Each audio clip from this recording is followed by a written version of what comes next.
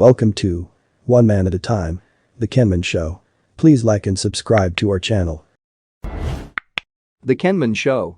We are strong together. Great, and welcome to Diaspora Media Max Radio. This is Family, Faith, and Health Focus Show, presented today by KEMEN. KEMEN is an organization that helps men in diaspora. If you're out there in diaspora, United States and Canada, and you're going some issues, you are men, we are here to help you.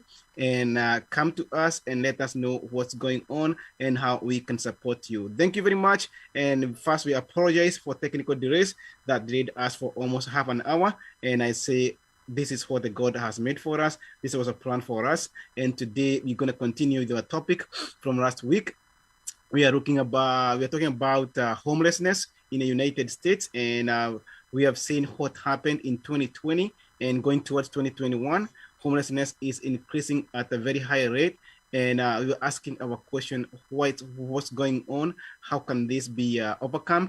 And how can we help our own who are in diaspora, our Kenyan, our African brothers and sisters in diaspora who are going homeless?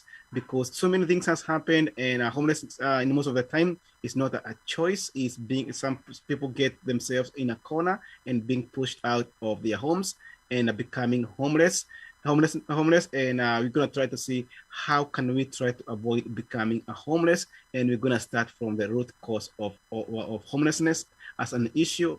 Pretty much when you lose your job, when you don't have money, when you don't have any money saved, you can be one paycheck away from being a homeless person, and how to deal with it. And also we have one of our organization in diaspora, and Evan I'm now going to tell us about the one in Boston that's helping people not be homeless, or to helping people those going to be homeless or in the verge of becoming homeless. And if you are homeless, how you can reach to them and how you can get some help. Thank you very much, all our viewers from all over the world. This is Diaspora Media Max Radio.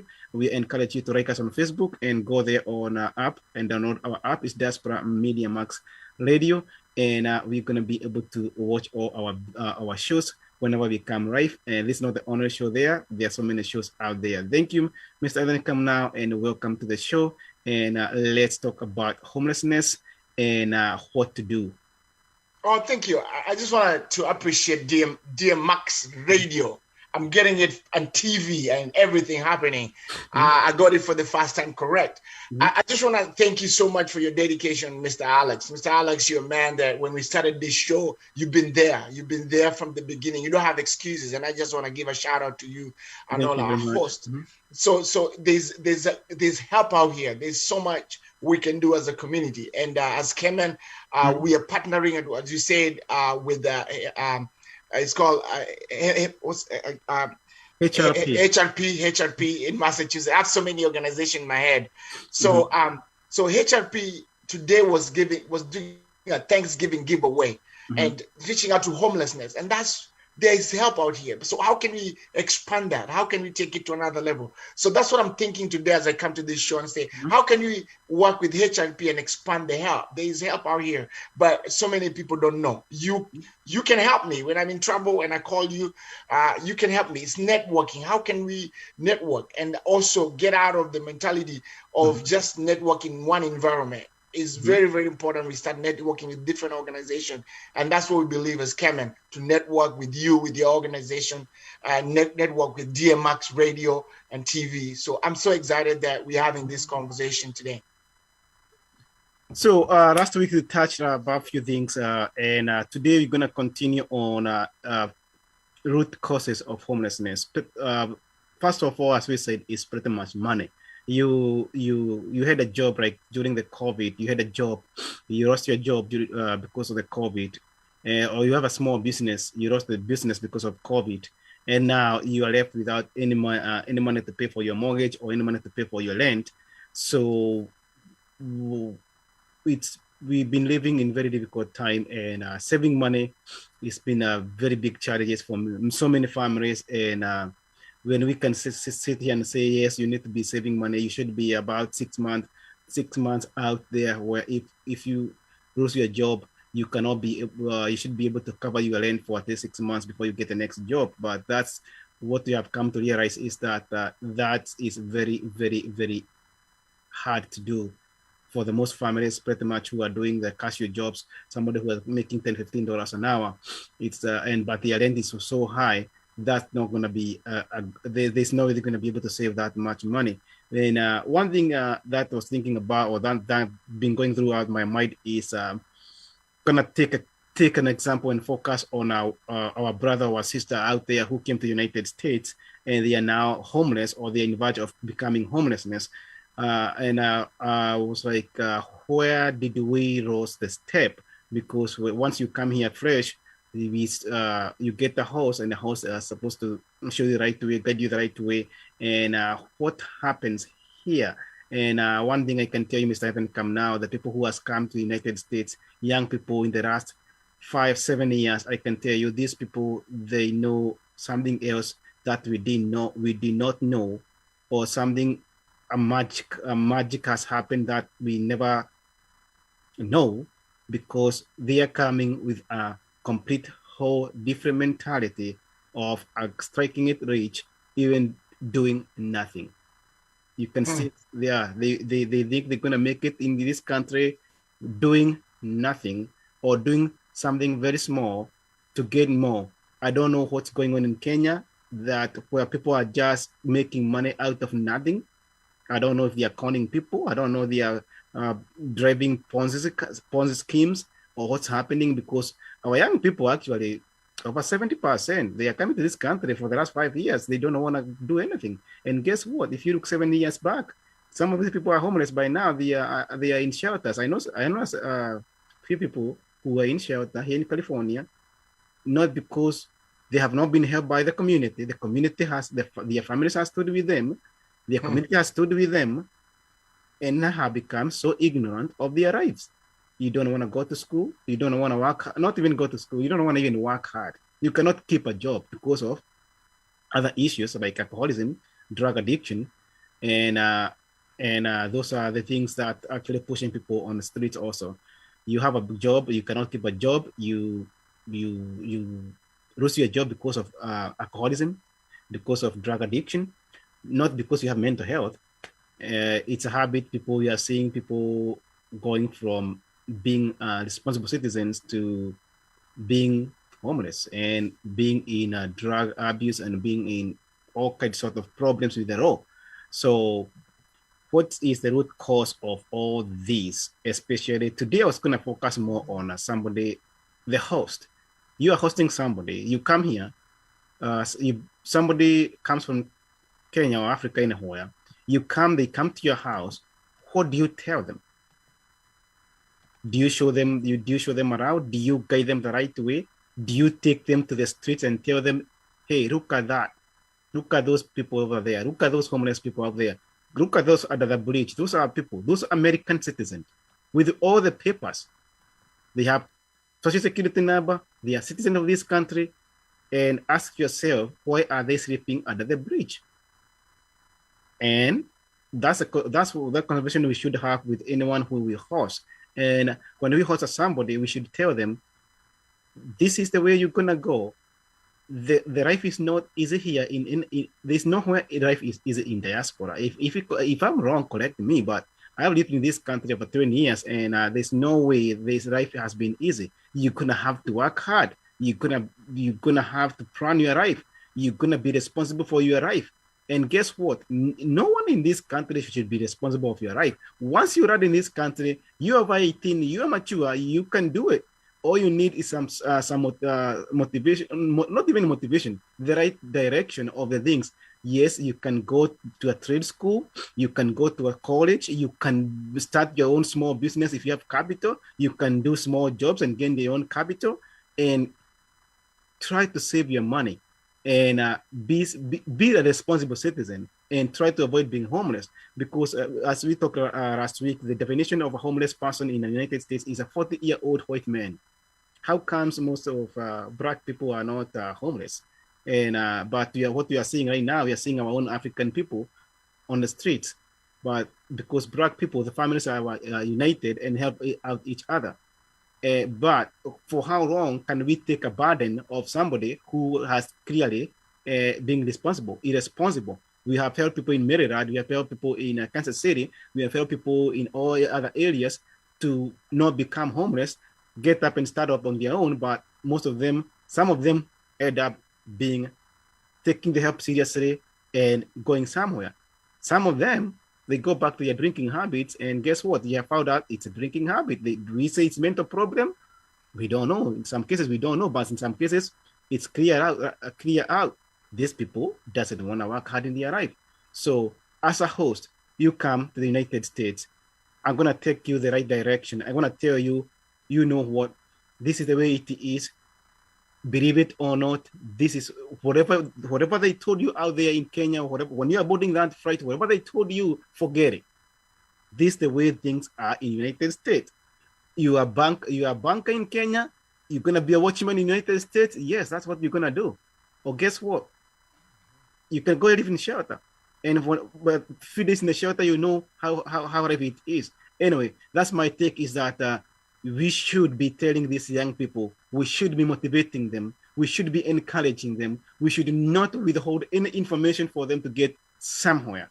We should not. As a host, you're responsible for that person coming to United States, starting their own lives, and it's be very painful when we see somebody we hosted out on the street homeless.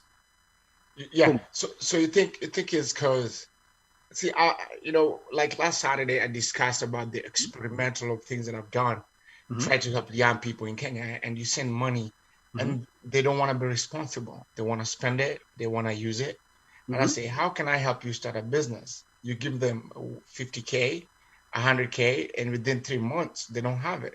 So that's an indicator that there's no responsibility to the younger generation that is coming up. And also, you have to be willing to change. You're given an opportunity. You know when you're in trouble. And when in trouble, are you willing to change? So I think also is the willingness to say, you know what, I can overcome.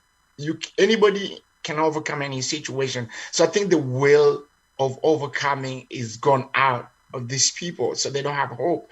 So I'm gonna get, is it a community? Is it the people? Is it themselves? So are they willing to change? It's very, very difficult. And some of them are not willing to go and get rehab. It's very, very important when you're in trouble, whether you drink or not, whether you're homeless or not, when you feel like you're in trouble, it's very, very important to think that you want to get help. Help is available. People are willing. And when you get help, it's always sometimes one short. Are you ready to get that one particular help and you're done? There's only one, I believe, maybe you can correct me, sir. Maybe there's only one chance. Are you able to use that one chance to change your life? And after that is like, oh, I've been trying to help Kamau, and Kamau is not willing to get out of his trouble. So if we think about the one opportunity you have and grab it, that's it. Because sometimes there's no second chance. The chance you have to change, that's it. So I think my thinking is a lot of people go to this situation and they want to be helped and they don't want to get help. They get the help thinking that they'll get another chance, and there'll never be another chance. You have said that and this is a problem we have, especially with the young generation. The young generation, they keep thinking that they're going to be helped. That's a very good point. We have people in our country, it's our brothers, our sisters, our family members. We give them some more money to start a business. They think we're going to be there to help them with their business, even when they purposely fail the business. And then I can tell you one thing in Kenya right now in Kenya, jobs are there. A lot of jobs are there. A lot of them. There's no scarcity of job in Kenya anywhere. And if you think there's scarcity of job in Kenya anywhere, come, I'll talk to you and I'll give you the jobs. The problem we have in Kenya right now, and that's a problem being brought to the United States by the young people today, is that there's no honest, committed people to do the job. You give them a job, the next thing they want to know is how they're going to steal from that job, not how they're going to make the job thrive, not how they're going to help you make money. They are not satisfied with what they are getting. They want to steal, satisfy themselves. And I was reading yesterday from a big company, somebody with a big company, a Kenyan actually in diaspora. Guess what? He is hiring Indians to run the business. Why? I saw that. His excuse, he said, it's not an excuse. He said that he had Kenyans, university graduates, civilized people, and they will hire them within the first month. They're in collaboration with other people to steal. Bring that mentality to the United States. You're gonna come here, get a job, figure out that you cannot steal anything here. You get paid on number of hours you clock in. You're in Kenya and you're used to these deals, Kogogama deals. You're used to that. You come to United States, you move your family to the United States, and all the money you're getting is all bribes. And you come here and you're gonna work. You're gonna be paid for what you worked for. And guess what? You're gonna become homeless. Seriously, you're gonna be homeless. Right. Yeah. So, and also the vulnerability of going to that level of that issue, I think also is because a lot of people are angry. For what? Anger of different situation. I think sometimes you can have solutions, like say if you have a roommate, say you have a host, and if a host gets tired with someone, they want to kick them out because of anger. So I think also anger. The host does not kick you out because of anger. The host kicks you out because of your irresponsibility. And this is what I tell people. I'm gonna host you in my house no more than 6 months. Within those 6 months, I'll get you the right direction. I'll try to help you to get somewhere. But if you're not motivated, come now. I tried to teach these young men how to drive for over 6 months every other day, and they are not motivated. What's the reason? And this, why? This one reason. They don't want to get out of the comfort zone. They know once they know how to drive, they can drive them to the job. They could be responsible of their own lives, but they don't want to do it. They are purposely refusing to learn how to know it. What you worked on yesterday, they want to work on it for the next 3 months. Why? Because they will know once they get to know how to drive, they get their own license, they'll be out. And this is what I tell people. I'm gonna host you. I don't have problem hosting you, but guess what? 6 months, however you are, you're out. Because if you don't teach, we're gonna give you something called tough love. If you don't give these people tough love, they're gonna use you. They're gonna continue to use you. And before the anger element comes in, guess what? You have to set limits and tell them, we're gonna host you. We're gonna show you the right way. Nowadays, hata ukuja hapa bila makaratasi, my friend, you don't have no excuse to be in somebody's house for over 3 months. I don't see. Kazi ziko. Yeah, I don't see. Na kama huja kila mahali kazi ziko, kila mahali. Na kama uko somewhere there na atawana makaratasi wakuja wana makaratasi, hiyo ni upuzi. Hiyo ni saa hii right now I'm looking, natafuta babysitter saa hii. I'll pay you 1,300 a month. Kura kwangu. Kura kunywa. Tunaweza organize kutoka Kenya. Mtu akuje kutoka Kenya. Kama uko na visa kuja, nitakulipia mpaka ndege kuja. Kenya uko na visa? Na unataka kazi ya babysitter? Kuja. Simu kuja. Mimi nitakulipia ndege na nitakulipa 100k a month. There you go. Mtu anatafuta kazi Kenya ndio huyo hapo. Kazi imepatikana. So when I had a question for you. How come when I see a lot of homeless people, how come it's hard for them to get out of it? Like once they're homeless, it's very hard for them to rescue themselves. Once you get homeless, it's gonna be so hard to get out. It's all up in your mind. There are some people who get there. There are different types of homeless. There are people who are still working, and they are homeless. They are using the shelter or using their car because of, like in California, they have the rent so high. There are people who have a job. They are getting like $15 an hour. That one will not rent a How much? How much do you have to make in California? I wanted to ask you that. For you to be homeless. If you are making $15 an hour and you have a family in California, you're gonna be homeless. Wow. So how much do you have to make? 30, 40? You're gonna have to make good, decent money to afford an apartment, even apartment in California. One apartment, one bedroom apartment here in California, the average is 1,500. And guess what? Wow. They're paying you $15 an hour, or less than $15 an hour. You can work for a whole month and still cannot afford to pay the rent. Are you gonna eat? Is your family gonna eat? Are you gonna feed your family? Then that's why I tell people you're gonna have to know where you are also. If you're gonna have to move out of some places, you're gonna have to move before you become homeless. Wow. So you can go somewhere you can afford to live, because that's you see San Francisco, you see all this Bay Area. Those people, they don't know anybody out of state. They don't know, they are not willing to move out anywhere. And if you're gonna be stuck with what you know where you know, guess what? You're gonna be homeless. So you're saying you're not homeless. You're not homeless because of the choice. You're homeless because the living standard is way too high than the much they're paying you. Wow. So get out of that environment. Get out of the environment before it's too late for you. Because if you're making $15 an hour and the rent is $1,500 for one bedroom apartment, your money gonna be paying rent straight. Right. Wow. Because you have to and eat. You're gonna have to work another job. You're gonna have to work another job to pay the rent. That's not gonna be enough for you.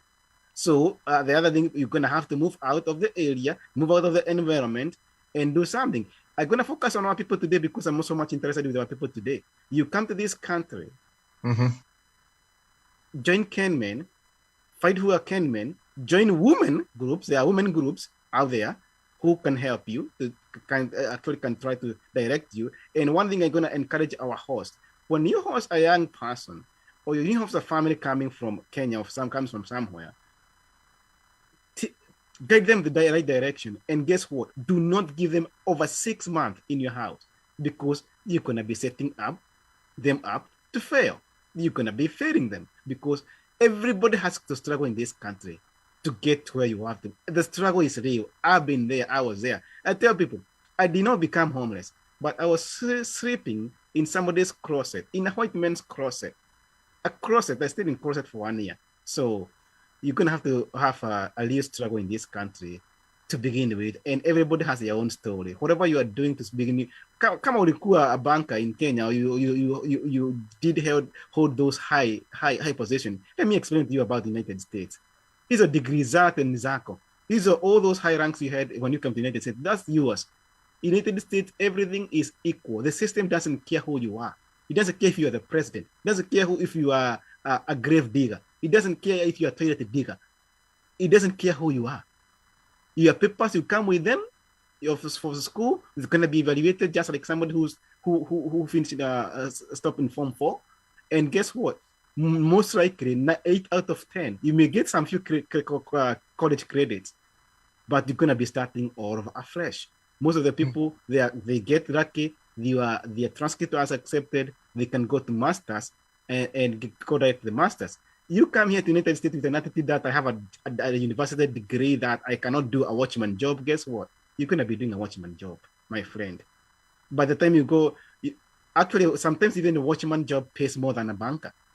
Some people are so, I want to be a bank cashier because of the status quo of that. Look at how much money, at the end of the day, when you come to this country, is, do I like the job I'm doing? Am I going to be here for the rest of my life? Am I going to use this small paying job and make it a living? No. You use a small paying job to get somewhere you want to be. And if you have to go to school, go to school. If you have to go to trade school, I mean polytechnics. You want to go do something heads-on skill, go for it. Do you know what's missing? Do you know the biggest job right now that requires a lot of people to be hired? It's truck driving. Truck driving is, they are looking, every single company I know with trucks, even Kenyan-owned trucking companies. Kenyan-owned. Utaugea Mama, Kikuyu, Masai, Kisii, everything. They are looking for truck drivers. It has a very high shortage right now. How long is it going to take you to go to that trucking school? Maybe a month, correct me if I'm wrong, or less than a month, or whatever. I don't think it's going to be more than 2 months for you to get your CDL if you know what you're doing. And guess what? You can make a living out of that. So I don't understand why our own people from Kenya, from Africa, they should be homeless in the United States. When they are going to be homeless, we have an element of mental illness. Sometimes I have seen self-inflicted mental illness because not because they're having mental illness because they had mental illness. They had mental illness after they messed up and became homeless. They go to a drug addiction or alcohol addiction and start developing mental illness from that. You can get dementia. My end can come now from just drinking alcohol at the age of 45 or less, even at age 40. You can have exposes you to mental illness when that happens. Yes, they can be exposed to mental illness, not because of you messed up, not because you had a mental illness. And that's one thing we have seen. I told people 2019, 2020, I shipped dead bodies of people my age to Kenya. Alcoholism. These people have no mental illness. Alcoholism. Some people I talk to, I warn them, you're gonna be homeless next. You're gonna be homeless. And this alcohol gonna kill you. And guess what? It happened. It's very sad to ship a body to a mother and a father of a 30-something-year-old or 40-year-old person and tell them, you know what? I'm sorry because he could not reason or she could not reason. And homelessness in our community should not be happening. And you should tackle it from the first day these people comes in the United States. We ought to take them to under the bridge, take them there, show them the homeless people, take them to the shelter, show them how the shelter looks like, how people live in the shelter, or they can go it themselves, how they live in the shelter. And from they can run from there. Do you want to become a homeless? Do you want to be homeless? Be raised in this country if you want to become a homeless person. No offense, but if you are lazy, yes, you're going to be homeless. And if you're in a situation like San Francisco Bay, Los Angeles, those high standard, like they are high standard areas, but the much they pay, nothing. If you are anywhere in California and you are making less than $15 and less, you are setting yourself to be homeless. You can be homeless very, very, very, very quick. You miss 1 week of job, you can be homeless. I can guarantee you that you're gonna be homeless. So this when you become homeless or you're in that situation, whatever situation you're in, you're almost getting homeless. There's always a solution. You can get out of the area that is toxic. You can always move to another city. You can always ask for help. There are people everywhere, and networking is what I've discovered, that when you network, God opens so many doors, and it's very, very important. You cannot be alone here, especially if you're from Kenya and Africa. You have to always connect with the ministry. Thank you very much. So also failing connections. People don't want to connect with other people. Oh, and mimi wachana na wa Kenya. Oh yeah, that's the best. That's the best one. Mimi wachana na wa Kenya. Wachana na wa Kenya. Do you know how many? Do you know how many times we get called in hospitals to go? Like they are Google, they will say Dawn of Hope Kenyan Foundation, JICC Church Kenyan in California. Do you know how many phone calls we get from the people who are Kenyans? They saying that they don't know anybody in the area. It's very sad. And this is the areas with thousands and thousands of Kenyans because they choose to not engage with Kenyans until they are in trouble. They are so sick. They are in a situation where they need help, and wherever they go and meet a Mzungu who knows a Kenyan organization, who knows Kenyan people, and guess what? This Mzungu is calling the Kenyan people or Kenyan organization.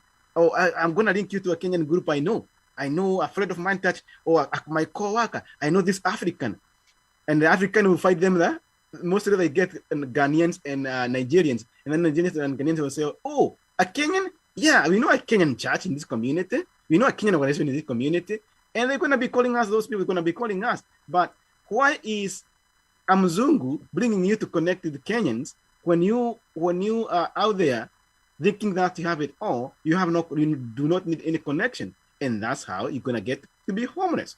Do not wait until it's too late for us to we Kenyans to come help you.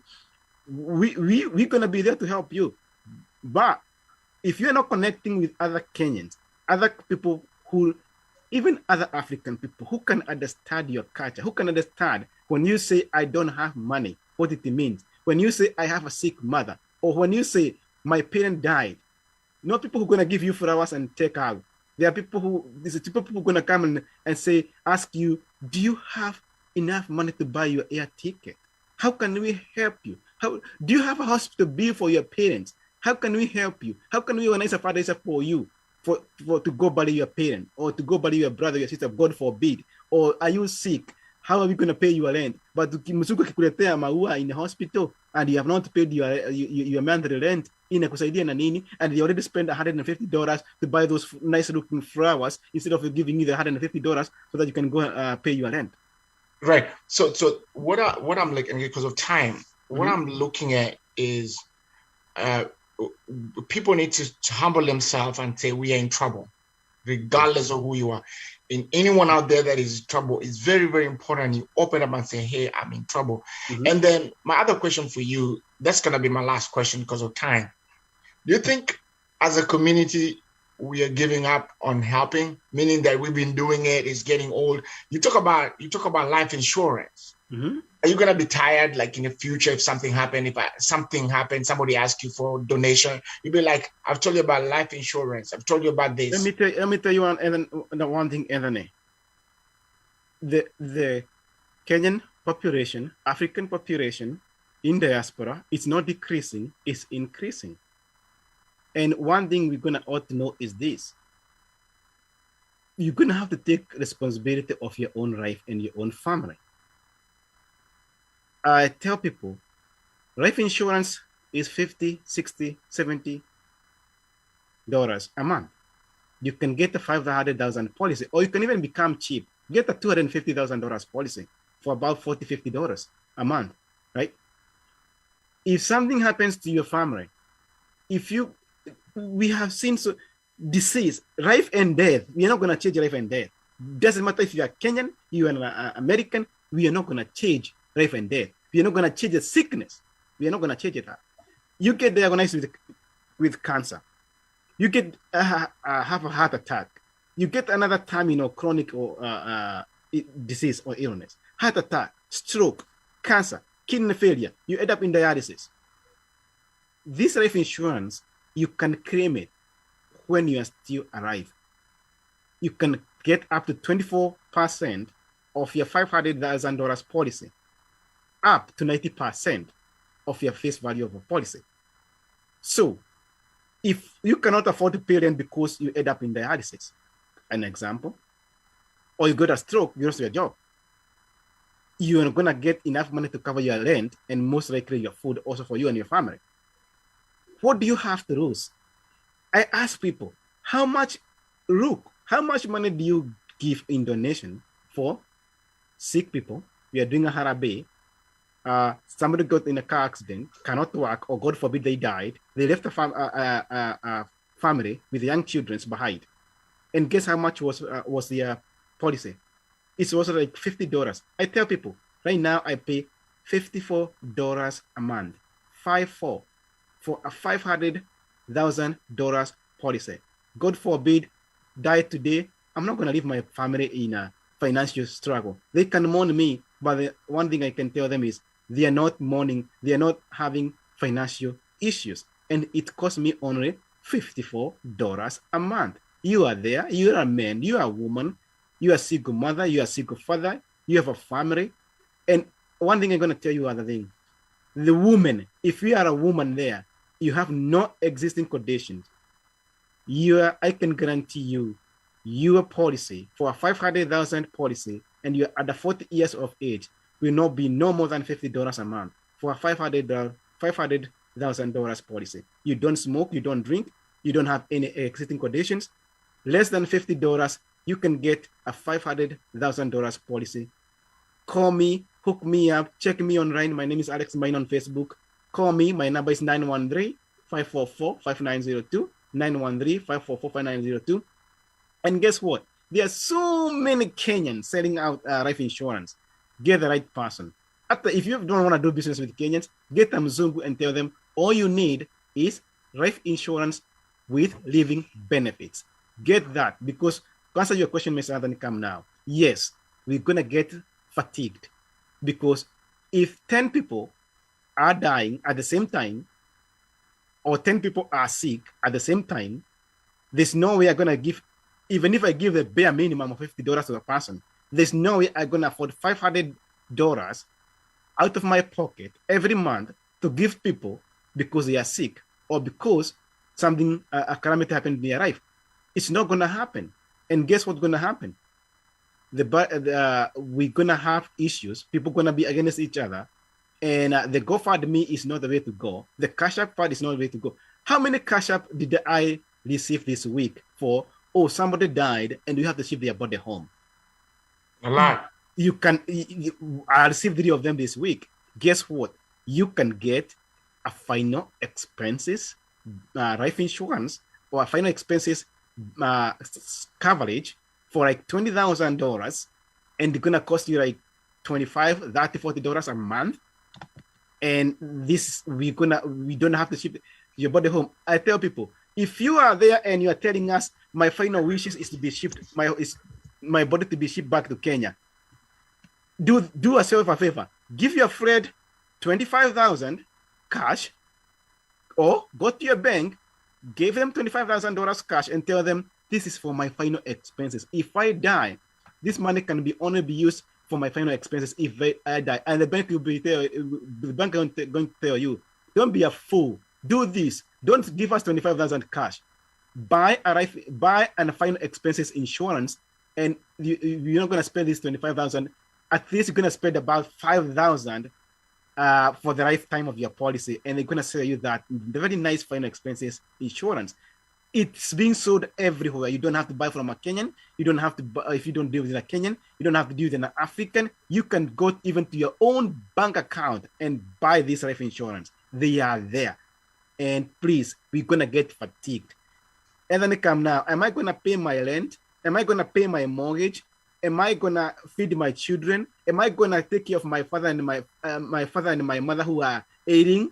They don't have insurance in Kenya. They are looking upon me. Or am I going to donate $500 a month to sick people who are already in diaspora who purposely refuse to take care of themselves? It's difficult. So I wanted to make a comment before we wrap it up, because we need to continue with this topic. I just wanted to say as I finish, there's help there. My brother, my fellow host, I say, if your life insurance is very important, help is available. So as KEMEN, as an organization, with the help of DMX Radio and TV, we have help everywhere. So if somebody's out there and need help, they can check out our website. There's an email like 254kemen.org. We work with HMH stars. We talk about mental issues and those issues. Help is available. HRP down in Massachusetts, we're talking about homelessness. So there are so many organizations that I'm in.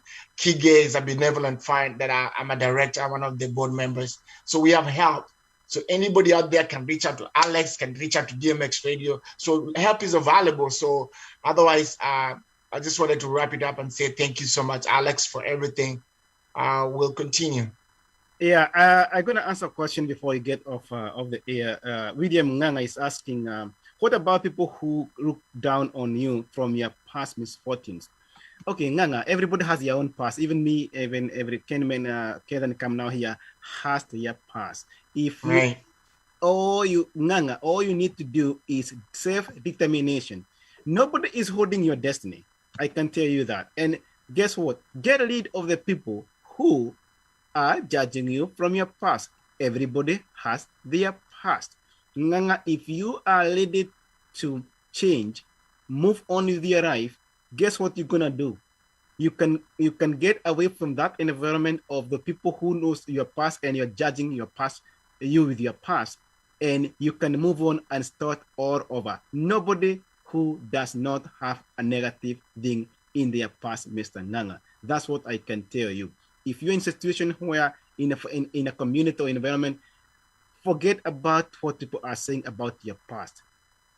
You don't have to explain to anyone. You don't owe anyone an apology about your past.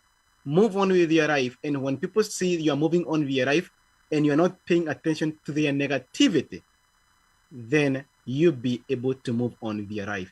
If it cannot happen, move out of the area and go somewhere else in a whole different community and start up your own life. That's what some people do. They'll move away from that area Even if they're not gonna go too far, you don't have to move out of state.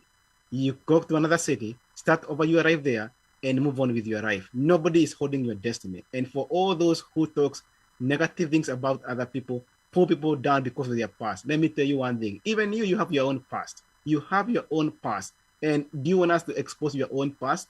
We're not gonna do that. But if your own past is being exposed, where are you gonna be? How are you going to feel?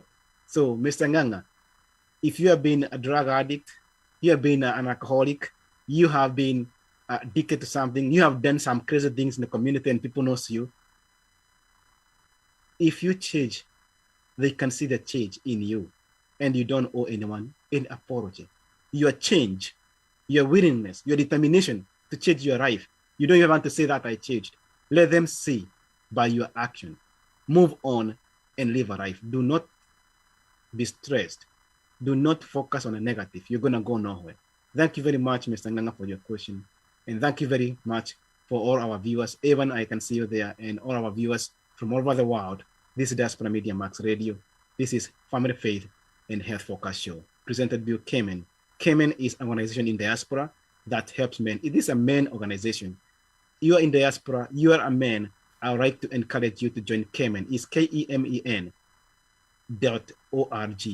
The website is 254.kemen.org.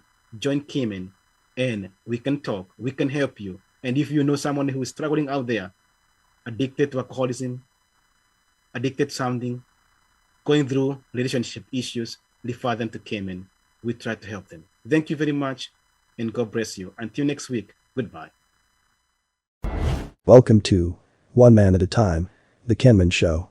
Please like and subscribe to our channel. The KEMEN Show. We are strong together.